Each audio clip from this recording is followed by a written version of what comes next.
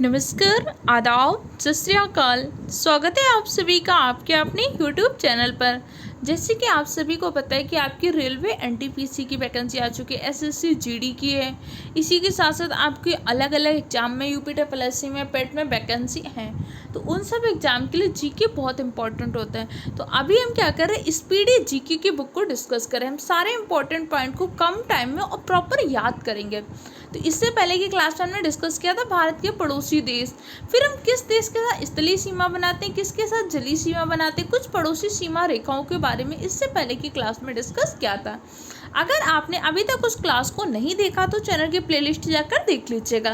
मैंने बताया था कि भारत क्या करता है, भारत 9 देशों से सीमा बनाता है। पड़ोसी सीमा जिसके साथ हमारी बाउंड्री, हमारी सीमा साझा होती है। तो भारत 7 देशों के साथ तो स्थलीय सीमा बनाता है और 2 देशों के साथ क्या करता है, भारत जलीय सीमा बनाता है। भारत सबसे लंबी सीमा बनाता है बांग्लादेश के साथ, सबसे छोटी सीमा बनाता है अफगानिस्तान के साथ। अफगानिस्तान के साथ भारत का एकमात्र राज्य लद्दाख जो की सीमा बनाता है। पाकिस्तान के साथ गुजरात, राजस्थान, पंजाब, इसके साथ साथ जम्मू कश्मीर और लद्दाख सीमा बनाते हैं। अफगानिस्तान के साथ सिर्फ और सिर्फ लद्दाख सीमा बनाता है। बांग्लादेश आपका असम से 2 बार सीमा बनाता है। त्रिपुरा क्या होता है, बांग्लादेश से 3 तरफ से घिरा हुआ है।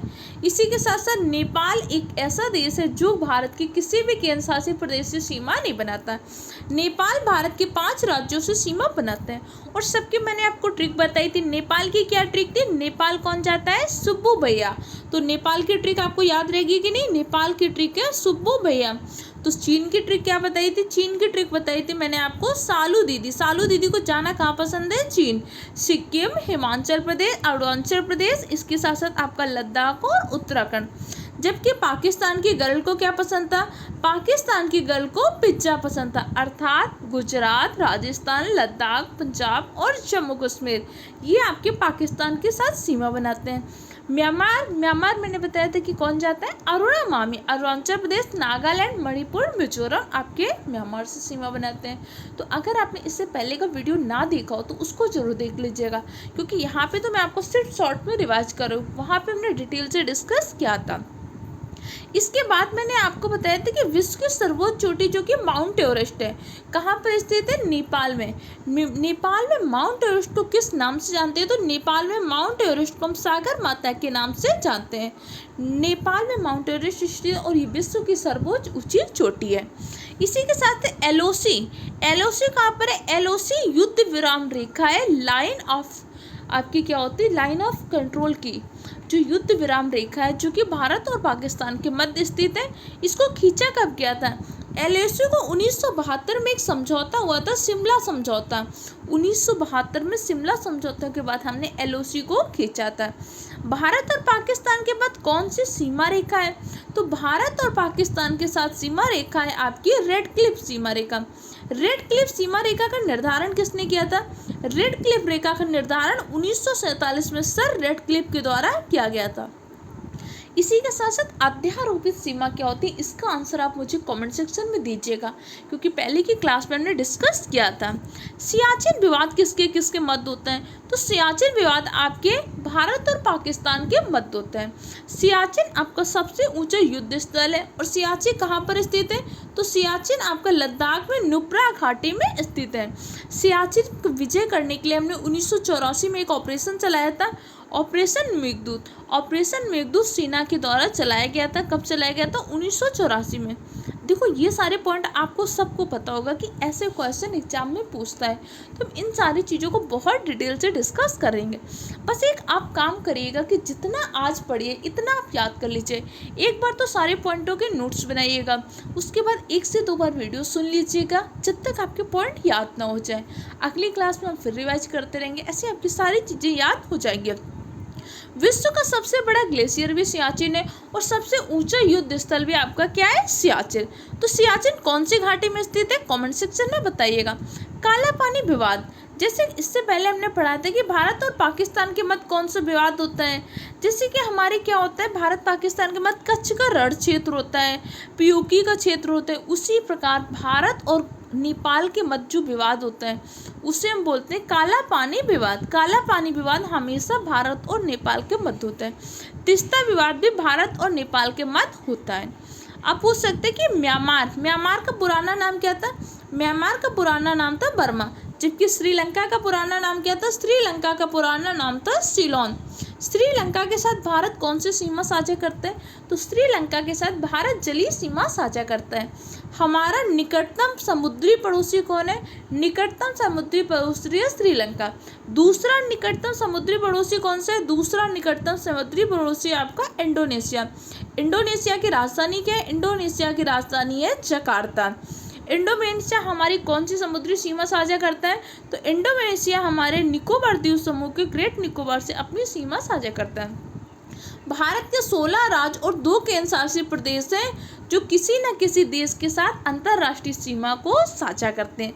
सर्वाधिक अंतर्राष्ट्रीय सीमा साझा करने वाला केंद्र शासित प्रदेश कौन सा? लद्दाख। देखो अब क्वेश्चन का ट्रेंड बदल रहा है। अब वही आपके घिसी पिटी क्वेश्चन नहीं पूछता, अब क्वेश्चन को थोड़ा सा अलग लेवल से पूछता है, इसलिए आपको उन सारे क्वेश्चन के लिए भी तैयार रहना होगा। भारत का सबसे छोटा पड़ोसी देश कौन सा है? भारत का सबसे छोटा पड़ोसी देश है भूटान, जबकि भारत का सबसे बड़ा पड़ोसी देश है चीन। भूटान के साथ भारत के 4 राज्य सीमा बनाते हैं, जबकि चीन के साथ भारत के 4 राज्य और 1 केंद्र शासित प्रदेश लद्दाख सीमा बनाता है। अच्छा, म्यांमार का पुराना नाम था बर्मा। म्यांमार अलग कब हुआ था? 1935 के भारत शासन अधिनियम द्वारा 1937 में हमने म्यांमार को क्या कर दिया था? भारत से अलग कर दिया था। उस टाइम पे इसे हम किस नाम से जानते थे? उस टाइम पे इसे हम बर्मा के नाम से जानते थे। कई बार आपने मॉडर्न हिस्ट्री में मांडले जेल पढ़ा होगा, क्योंकि ये मांडले जेल कहाँ पे थी? ये मांडले जेल आपकी म्यांमार में थी। 1905 में जब बंगाल विभाजन हुआ था, बंगाल विभाजन के विरोध में हमने स्वदेशी आंदोलन और बहिष्कार प्रस्ताव चलाया था। उसी टाइम पे 1907 में कांग्रेस क्या हो जाती है? 2 दलों में बढ़ जाती है, गरम दल, नरम दल। उसी बीच में क्या हुआ था? जब बंगाल विभाजन का विरोध हो रहा था, स्वदेशी आंदोलन ला रहे थे, बहिष्कार प्रस्ताव, उसी टाइम पे बाल गंगाधर तिलक को गिरफ्तार करके मांडले जेल में रखा गया था। जब बाल गंगाधर तिलक को मांडले जेल में रखा गया था तो उन्होंने एक किताब लिखी थी, गीता रहस्य। गीता रहस्य किताब किसकी है? कई बार ऐसे पूछ सकते हैं। ये गीता रहस्य किताब को कहाँ पे लिखा था? तो मांडले जेल में लिखा था। किसने लिखा था? बाल गंगाधर तिलक ने। अच्छा, बाल गंगाधर तिलक कब आता है? तो कुछ इंपॉर्टेंट पॉइंट और बता दीजिए। बाल गंगाधर तिलक की 2 प्रसिद्ध पत्रिकाएं कौन कौन सी? एक तो आपकी केसरी है, दूसरी कौन सी है? केसरी और मराठा, इनकी प्रसिद्ध पत्रिकाएं हैं। केसरी कौन सी भाषा में लिखते थे? तो केसरी लिखते थे आपकी मराठी भाषा में, जबकि मराठा पत्रिका को कौन सी भाषा में लिखते थे? मराठा पत्रिका को लिखते थे अंग्रेजी भाषा में। बाल गंगाधर तिलक कांग्रेस के गरम दल से जुड़े हुए नेता हैं। बाल गंगाधर तिलक ने महाराष्ट्र में गणपति महोत्सव और शिवाजी महोत्सव को प्रारंभ करवाया था। बाल गंगाधर तिलक ने ही एनी बेसेंट के साथ मिलकर होम रूल लीग आंदोलन चलाया था। 1 अगस्त 1920 को बाल गंगाधर तिलक की मृत्यु हो गई थी, तो कांग्रेस ने एक फंड बनाया था। उस फंड को कौन सा फंड कहते हैं? स्वराज। कांग्रेस ने बाल गंगाधर तिलक के नाम पे तिलक स्वराज फंड की स्थापना किया था। बाल गंगाधर तिलक को भारतीय अशांति का जनक किसे कहते हैं? वैलेंटाइन सरोल ने बाल गंगाधर तिलक को भारतीय अशांति का जनक कहा था। देखो ये जो क्लास है ना, ये क्लास आपकी रिवीजन क्लास है, तो थोड़ी सी स्पीड ज़्यादा रहेगी। अब हो सकता है कि आप लोगों ने कुछ चीज़ें नहीं पढ़ी हों। वैसे पेड क्लास में, ऑफलाइन क्लासेस में मैंने सारी चीज़ें आपको बहुत डिटेल से पढ़ाई हैं। अगर नहीं पढ़ी तो फिर भी आपको क्या करना है? इन सारी चीज़ों को याद करना है, या फिर आप पेड क्लास को देख सकते हैं, वहाँ पे ज्वाइन कर लीजिएगा। तो वहाँ पे सारी चीज़ें डिटेल में थ्योरी से पढ़ी हुई हैं। बस अभी आपको लास्ट टाइम पे बहुत अच्छे तरीके से याद करना है। मांडले जेल में बाल गंगाधर तिलक ने किताब लिखी थी गीता रहस्य। इसी के साथ साथ रंगून, जैसे कई बार हम कहते हैं ना कि जब 1857 को विद्रोह हो रहा था, तो 1857 के नेता कौन थे? बहादुर शाह जफर। बहादुर शाह जफर को कहाँ पे? रंगून निर्वासित कर दिया गया था। बेगम हजरत महल भी उनके साथ रंगून चली गई थी। तो रंगून में म्यांमार का एक शहर है जहाँ पर बहादुर शाह जफर की कब्र है। बहादुर शाह जफर आपका अंतिम मुगल बादशाह भी है। अच्छा, मुगल वंश की स्थापना किसने किया था? मुगल वंश की स्थापना किया था बाबर ने। तो मुगल वंश का पहला शासक है बाबर और मुगल वंश का अंतिम शासक है बहादुर शाह जफर द्वितीय। जब 1857 का विद्रोह हो रहा था तो उस टाइम पे मुगल वंश का शासक कौन था? बहादुर शाह जफर। इसी बहादुर शाह जफर को 1857 के विद्रोह का नेता भी घोषित किया गया था। इसी के साथ साथ हिमालय श्रेणी कहाँ पर है? हिमालय श्रेणी का जो अराकान्या पर्वत श्रृंखला है, अराकान्या पर्वत श्रृंखला का जो विस्तार है ये आपके म्यांमार में है। मैकमोहन रेखा किसके किसके मध्य है? मैकमोहन रेखा है भारत और चीन के मध्य। एक तो हमारी कौन सी? एलओसी। एलओसी किसके मध्य है? भारत और चीन की। एलओसी है भारत और पाकिस्तान के मध्य। एलओसी को हमने कब खींचा था? 1972 के शिमला समझौते के दौरान हमने एलओसी को खींचा था। जबकि भारत और चीन के मध्य मैकमोहन रेखा, जिसे 1914 के शिमला समझौते के दौरान हेनरी मैकमोहन के द्वारा निर्धारित किया गया था। इसी के साथ भारत और चीन का जो अधिकृत क्षेत्र है उसे हम क्या बोलते हैं? अक्साई चीन, जो भारत का लद्दाख में अधिकृत क्षेत्र है। जो हमारे लद्दाख में कुछ ऐसा क्षेत्र है जिसे चीन ने अपने कब्जे में कर लिया, तो उसे हम अक्साई चीन के नाम से जानते हैं। जैसे कश्मीर का कुछ ऐसा क्षेत्र जिसे पाकिस्तान ने अपने कब्जे में कर लिया, उसे हम पीओके क्षेत्र के नाम से जानते हैं। तो कई बार ऐसे क्वेश्चन पूछते हैं। अभी बीपीएससी का बिहार शिक्षक भर्ती का TRE 3 का एग्जाम हुआ था, उसमें इससे क्वेश्चन पूछा गया था। तो बस आप इन सारी चीज़ों को अच्छे से पढ़ते चले जाइएगा, देखिएगा एग्जाम में आप सारे GK GS के क्वेश्चन को सॉल्व कर पाएंगे। LAC किसके किसके मध्य? LAC होती है line of actual control. Line of actual control है भारत और चीन के मध्य। जबकि LOC किसके किसके मध्य? LOC है आपके भारत और पाकिस्तान के मध्य। LAC हमारे किसके मध्य? भारत चीन। भारत चीन के मध्य और कौन सी सीमा रेखा है? मैकमोहन सीमा रेखा, जिससे 1914 के शिमला समझौतों में खींची गई थी। जबकि भारत और पाकिस्तान के मध्य कौन सी रेखा है? तो भारत और पाकिस्तान के मध्य एक तो सीमा रेखा है रेड क्लिफ रेखा, जिसका निर्धारण हो तो 1947 में। एक रेखा हमने बनाई है LOC। LOC हमने 1972 में जो शिमला समझौता किया था, 1972 के शिमला समझौता के दौरान LOC को खींचा गया था। अब डोकलाम विवाद किसके किसके मध्य है? डोकलाम विवाद जो है ना, चीन भूटान के बीच एक विवादित क्षेत्र है, जो सिक्किम के पास के चुम्बे घाटी में भुआन के हॉ घाटी के मध्य स्थित है। तो डोकलाम विवाद क्या है? भारत और चीन के मध्य नहीं है। डोकलाम विवाद चीन और भूटान के मध्य है। लेकिन अक्सर डोकलाम का क्षेत्र ना हमारे इंडिया के लिए भी थोड़ा सा चर्चा में बना रहता है, क्योंकि जो सिक्किम के पास चीन की चुम्बी घाटी है, उसी के पास से भारत का क्षेत्र जुड़ जाता है। तो कई बार डोकलाम विवाद को भारत और चीन के मध्य भी देखा गया है। सामान्य रूप से डोकलाम विवाद भारत के साथ नहीं है, सामान्य रूप से डोकलाम विवाद है आपके चीन प्लस भूटान का है। चीन का जो क्षेत्र है ना, कौन सा क्षेत्र है? चुम्बी घाटी। उसी पर भूटान का कौन सा क्षेत्र है? हा घाटी। अब ये जो चुम्बी घाटी है ना, बिल्कुल सिक्किम से जुड़ी हुई है। अब जब सिक्किम से जुड़ी हुई है तो कई बार चीन क्या करता है, हमारे क्षेत्र में भी घुसने का प्रयास करता है। तो डोकलाम विवाद भारत और चीन के मध्य भी हो जाता है और वास्तविक रूप से चीन और भूटान के मध्य स्थित है। अब एक क्वेश्चन बताइएगा भैया, सिक्किम भारत का 22वां राज्य हमने किसी संविधान संशोधन के द्वारा बनाया था क्या? हाँ जी, 36वां संविधान संशोधन 1975 के द्वारा सिक्किम को हमने भारत में पूर्ण राज्य का दर्जा दिया था। भारत का 22वां राज्य सिक्किम को बनाया था। इसी के साथ साथ 35वां संविधान संशोधन किया तो 1974 में। उसके माध्यम से सिक्किम को हमने सह राज्य का दर्जा दिया था, क्योंकि जब भारत का हमने रियासतों का एकीकरण किया था तो सिक्किम ने एकीकरण नहीं किया था। फिर सिक्किम को धीरे धीरे हमने 1974 में कहा, पहले हमने उसे सह राज्य का दर्जा दिया कि आप मेरे साथ रह के देख लो। उसके बाद सिक्किम को पूर्ण राज्य का दर्जा दिया।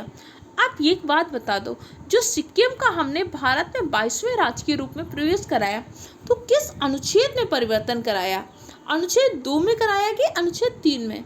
देखो, कल की क्लास में मैंने आपको आर्टिकल बताए थे। अनुच्छेद 1 से 4। अनुच्छेद 1 में लिखा है भारत अर्थात इंडिया राज्यों का संघ होगा। हमारे संविधान में भारत और इंडिया दोनों नामों का उल्लेख मिलता है। अनुच्छेद 2 में कहते हैं नए राज्यों का प्रवेश। नए राज्यों का प्रवेश सभी करा सकते हो, या तो राज्य क्षेत्र को आपने अर्जित किया हो या तो राज्य क्षेत्र को अर्पित किया गया हो, या तो आपने किसी में युद्ध में आज लाहौर को जीत लेते हो, युद्ध में आप चीन को जीत लेते हो, तो उसको आप कैसे? अनुच्छेद 2 के तहत। या तो आपको किसी ने अर्पित किया हो कि भाई ये क्षेत्र हमारा ले लीजिए, उन दोनों का कराएंगे। तो सिक्किम का प्रवेश हमने कराया था अनुच्छेद 2 के तहत। अनुच्छेद 3 में आपके यहाँ पे जो राज्य क्षेत्र है उसके गठन में, क्षेत्र में, सीमा में, नाम में परिवर्तन करना है तो अधिकार संसद, जिसे उत्तर प्रदेश से उत्तराखंड, मध्य प्रदेश से छत्तीसगढ़, बिहार से झारखंड, आंध्र प्रदेश से तेलंगाना, जम्मू कश्मीर से लद्दाख और को यूटी बनाया। तो ये सब परिवर्तन कैसे करेंगे? अनुच्छेद 3 में। याद रहेगा कि नहीं रहेगा? इसी के साथ से डूरन रेखा किसके मध्य है? तो डूरन रेखा तो भारत और पाकिस्तान के मध्य थी और 1896 में खींची गई थी। सर डूरन के द्वारा 1896 में भारत और पाकिस्तान के मध्य खींची गई थी। लेकिन भारत के जिस क्षेत्र से जाती वो क्षेत्र था आपका पीओके वाला क्षेत्र। उस क्षेत्र पर अब अधिकार किसने कर लिया? पाकिस्तान में। तो अब ये डूरन रेखा किसके किसके मध्य हो गई? पाकिस्तान और अफगानिस्तान। जबकि खींची गई थी 1896 में सर डूरन के द्वारा भारत और अफगानिस्तान के मध्य। अच्छा, भारत के कौन से शासक ने पाकिस्तान में जाकर समानांतर सरकार का गठन किया था? इसका आंसर आप मुझे कमेंट सेक्शन में दीजिएगा। त्रिपुरा 3 तरफ से बांग्लादेश से घिरा हुआ है। इसी के साथ से जीरो लाइन शून्य रेखा कहाँ पे? त्रिपुरा और बांग्लादेश के मध्य शून्य रेखा है। न्यू मोर द्वीप, तिस्ता नदी का विवाद, फरक्का बैराज विवाद, ये सारे विवाद किसके साथ है? भारत और बांग्लादेश के साथ है। बांग्लादेश का इस बार क्वेश्चन आपके एग्जाम के लिए इम्पोर्टेंट है, क्योंकि बांग्लादेश में तख्ता पलट हुआ था, शेख हसीना जी अपना देश छोड़कर चली गई। तो ये सारी चीज़ें आपके लिए इम्पोर्टेंट हैं। अच्छा, शेख हसीना इस बार किस नंबर के प्रधानमंत्री थी? इसका आंसर आप मुझे कमेंट सेक्शन में जरूर दीजिएगा। इसी के साथ साथ पश्चिम बंगाल को हमने क्या किया था? 3 बीघा कॉरिडोर दिया था बांग्लादेश के तुहागांव में। पश्चिम बंगाल का जो क्षेत्र था ना, उसके लिए हमने किया था एक 100वां संविधान संशोधन। 100वां संविधान संशोधन के दौरान पश्चिम बंगाल के क्षेत्र से बांग्लादेश को हमने क्या किया था? 3 बीघा का कॉरिडोर दिया था। तो इससे जुड़ा हुआ है 100वां संविधान संशोधन। बांग्लादेश का जो दोहा ग्राम और अंगपोता का क्षेत्र था, वहाँ से 3 बीघा का कॉरिडोर हमने बांग्लादेश को दिया था। इसके लिए संविधान संशोधन किया था, 100वां संविधान संशोधन। अच्छा, एकमात्र संविधान संशोधन बताइए जिसे सुप्रीम कोर्ट ने असंवैधानिक करार कर दिया था? 99वां संविधान संशोधन। 99वां संविधान संशोधन में मुख्य न्यायाधीश चीफ जस्टिस ऑफ इंडिया की नियुक्ति के लिए जो कोलेजियम पद्धति चलती है, उसके स्थान पर हम राष्ट्रीय न्यायिक नियुक्त आयोग लाते हैं। इसको सुप्रीम कोर्ट ने रद्द कर दिया था। एकमात्र संविधान संशोधन 99वां संविधान संशोधन, जिसे सुप्रीम कोर्ट ने असंवैधानिक करार कर दिया। वर्तमान में चीफ जस्टिस ऑफ इंडिया कौन है? वर्तमान में चीफ जस्टिस ऑफ इंडिया है धनंजय यशवंत चंद्रचूड़। जबकि भारत के पहले चीफ जस्टिस ऑफ इंडिया कौन थे? हीरा लाल जी कनिया भारत के पहले चीफ जस्टिस ऑफ इंडिया थे। पीआईएल के जनक किसको कहते हैं? पीआईएल के जनक कहते हैं पीएन भगवती को पीआईएल के जनक कहते हैं। मोबाइल कोड अवधारणा के जनक किसको कहते हैं? डॉक्टर एपीजे अब्दुल कलाम को। सुप्रीम कोर्ट का उल्लेख हमारे संविधान में कहाँ पे? अनुच्छेद 124 में। अनुच्छेद 129 में कहा गया कि सुप्रीम कोर्ट क्या है? आपका अभिलेखीय न्यायालय है। याद रहेगा कि नहीं रहेगा? अभी हाल ही में सुप्रीम कोर्ट ने अपना स्थापना दिवस मनाया था, जिसमें सुप्रीम कोर्ट ने अपना झंडा अपनाया, अपने झंडे का मतलब प्रतीक चिन्ह के रूप में अपनाया है। सुप्रीम कोर्ट के झंडे का प्रतीक चिन्ह का रंग क्या है, उसमें क्या क्या बना है, इसका आंसर कमेंट सेक्शन में दीजिएगा। देखो, मैं कुछ चीज़ें आपसे कमेंट सेक्शन में कहने को इसलिए बोलती हूँ, कम से कम आपने जो पढ़ा है वो आपको याद होना चाहिए। ऐसा ना हो कि आज आपने क्लास में पढ़ा, ये सारी चीज़ें अगली क्लास तक भूल जाइए। अगर आपने ये सोचा कि लास्ट टाइम रिवीजन करोगे, तो लास्ट टाइम रिवीजन करते करते कब एग्जाम डेट आ जाएगी आपको पता नहीं चलेगा। इसलिए डेली का डेली याद करते जाइए, मेहनत करिए। इसके साथ साथ अगला क्वेश्चन आपका, मैत्री एक्सप्रेस किसके मध्य चलती है? मैत्री एक्सप्रेस भारत और बांग्लादेश। मैत्री एक्सप्रेस भारत में कहाँ से चलती है? पश्चिम बंगाल की राजधानी कोलकाता से चलती है। जबकि समझौता एक्सप्रेस भारत और पाकिस्तान के मध्य चलती है। बंधन एक्सप्रेस कोलकाता से प्रारंभ हुई थी, जो कि बांग्लादेश के लिए है। तो भारत उसके पड़ोसी देशों से जुड़े जितने भी इंपॉर्टेंट पॉइंट थे याद कर लीजिएगा। दोनों देशों के मध्य कुछ सीमा रेखाएं, इससे पहले भी पढ़ा था लेकिन फिर से फटाफट रिवाइज कर ले। मैकमोहन रेखा है भारत और चीन के मध्य। रेड क्लिफ रेखा है भारत और पाकिस्तान के मध्य। डूरन रेखा जिसे 1896 में सर डूरन ने खींचा था, ये है आपकी खींची गई थी भारत और अफगानिस्तान के मध्य वर्तमान में, लेकिन ये छेद चला गया पीओके में, तो अब डूरन रेखा हो गई पाकिस्तान और अफगानिस्तान के मध्य। हिंडनबर्ग रेखा है जर्मनी और पोलैंड के मध्य। 24वीं अक्षांश रेखा है भारत पाकिस्तान के पास, जो कच्छ का क्षेत्र है भारत और पाकिस्तान के मध्य है। भारत में कहाँ पे? कच्छ रण के क्षेत्र पर स्थित है। 38वीं समांतर रेखा उत्तर कोरिया और दक्षिण कोरिया के मध्य है। 49 डिग्री पैरेलल लाइन आपकी उत्तरी अमेरिका और कनाडा के मध्य है। 17वीं अक्षांश रेखा उत्तरी और दक्षिणी वियतनाम के मध्य। मैगीनोट या शीर्ष प्लेट रेखा जर्मनी और फ्रांस के मध्य। ओडरनीस रेखा है पूर्वी जर्मनी और पोलैंड के मध्य। मैनरहीन रेखा है रूस और फिनलैंड। फिनलैंड को झीलों का देश कहते हैं, जबकि नहरों का देश कहते हैं पाकिस्तान के बारे में। तो आज की क्लास कैसी लगी फीडबैक कमेंट सेक्शन द्वारा दीजिएगा। वीडियो हेल्पफुल लगा हो तो चैनल को सब्सक्राइब करिएगा, अपने दूसरे फ्रेंड के साथ शेयर करिएगा। सबसे इम्पोर्टेंट चीज़, मेहनत करिए, एक अच्छे नागरिक बनिए कि आपको, समाज को, आपके माँ बाप को आपके ऊपर गर्व हो। कभी ऐसा कोई काम मत करिए कि जिससे आपको, आपके परिवार वालों को आपके ऊपर शर्मिंदगी महसूस हो। मेहनत करिए, अच्छे इंसान बनिए, अपने माँ बाप का सपना पूरा करिए। जो कहते थे ना तुमसे कुछ ना हो पाएगा, इस बार उनको ही कर दिखाना है। इस बार हर हाल में जॉब लेकर दिखानी है।